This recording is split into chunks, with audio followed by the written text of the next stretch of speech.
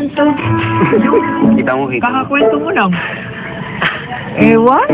Sige na, kuha niyo na kami pagkain. Hatid namin si Lola sa cottage niya. Sige, sige. Kami na bahala. Ingat mo na. Sumama yung takot, ha? Oo. Ay, sige na. Ingat ako. Sige, takot. Mayroon takot dyan, eh. Saan tayo pupunta? Saan niyo ako dadalhin? Saan yung baby? Kinuha nila yung baby. Si Lola talaga, palagi na lang hinahanap yung baby. Nel, Vicky. Tay, ansan lang pala kayo eh. Lola, ito nga pala si Tay Daniel. House parent po namin. Medyo nakailang buwan lang po siya dito, kaya hindi pa siguro kilala.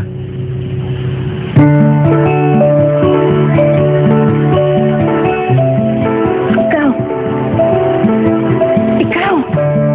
Saan? May candy ka. Saan?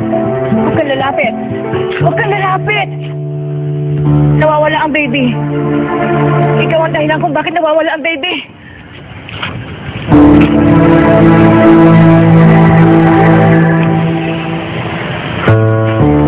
Ano ang pangalan niya? Lola Candy lang tawag namin sa kanya.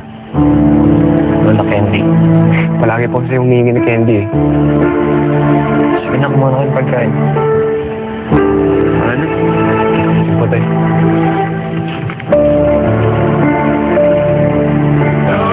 Uy, Daniel, kamusta na? Nasilip niyo ba yung pinapakiusap ko? Ay, oo nga pala.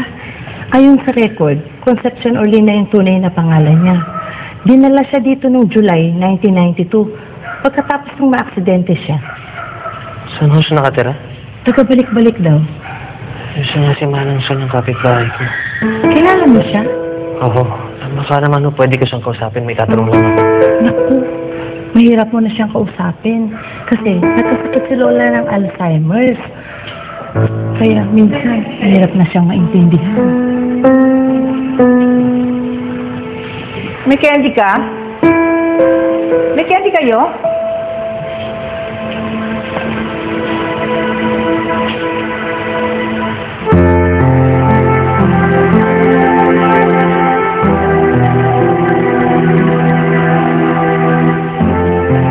Manang Sol. May candy ka?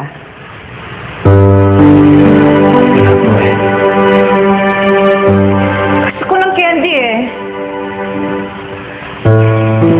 Pare, hindi ko masaya sa ginagawa mo dito. Kasi po, gusto ko po ng mas exciting, yung more productive show. Ano pwedeng gawin?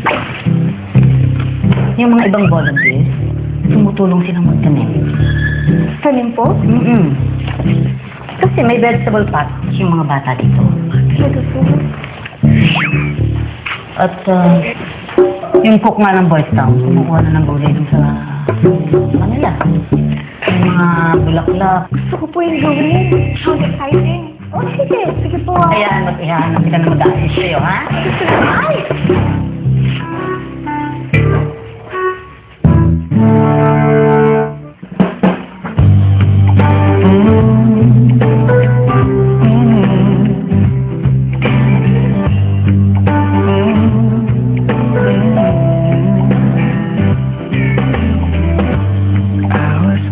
The loneliness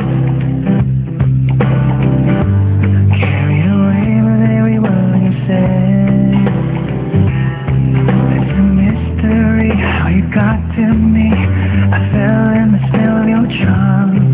With your siren smile, you caught me off guard. Just one glance took away my breath, and you drew me in with your tenderness.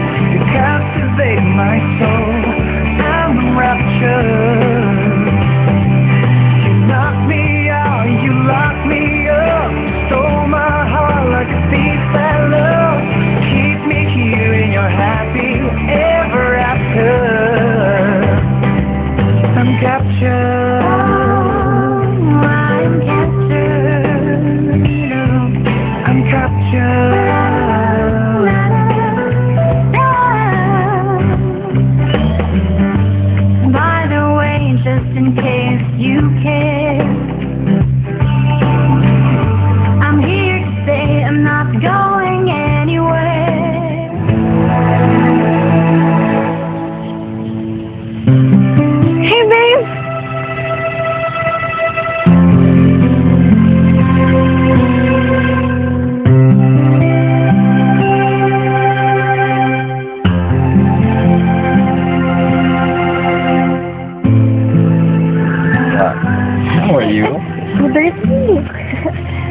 nga pala, si Arnel, friend ko, siya yung tumulong sa akin magtanim.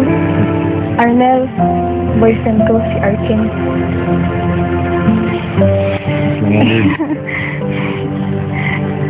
Matagal ka ba? Arnel, thank you Ikaw na lang bahala dito. Sige, ako nang bahala. Thank you, Arnel. Ingat, Edu.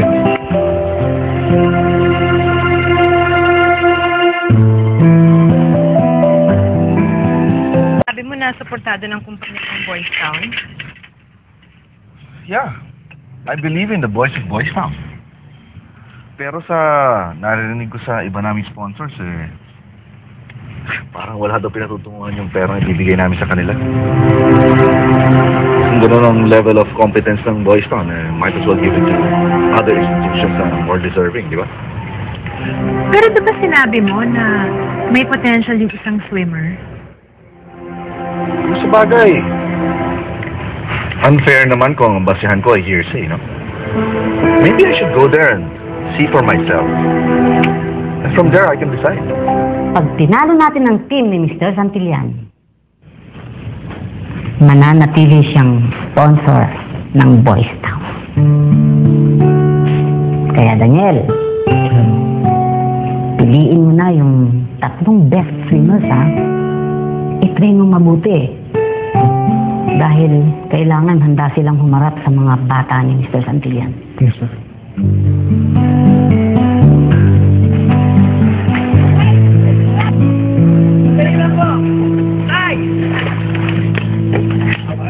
Date ka na naman. Tay, pasensya na kasi tinapos ko pa yun sa cottage. Diyan ka magaling, magdahilan. Ano naman palusot mo ngayon? Gusto mo ba ganito palagi? Paano naman hindi ako malilit? Tinapos ko pa yung paglilinis ng cottage eh. Nagre-reklamo ka ba? Di ba utos mo rin yun? Ano ba talaga uunahin ko? Yung tungkulin ko? O yung pagsiswimming ko? Kung gusto mong magpa-train sa akin, sumunod ka sa patakaran ko. Ginagawa ko to para sa Boys Town. Hindi para sa'yo. Magaling na ako bago ka pa dumating. Kaya ko mag-train ng isa ko. Hindi kita kailangan.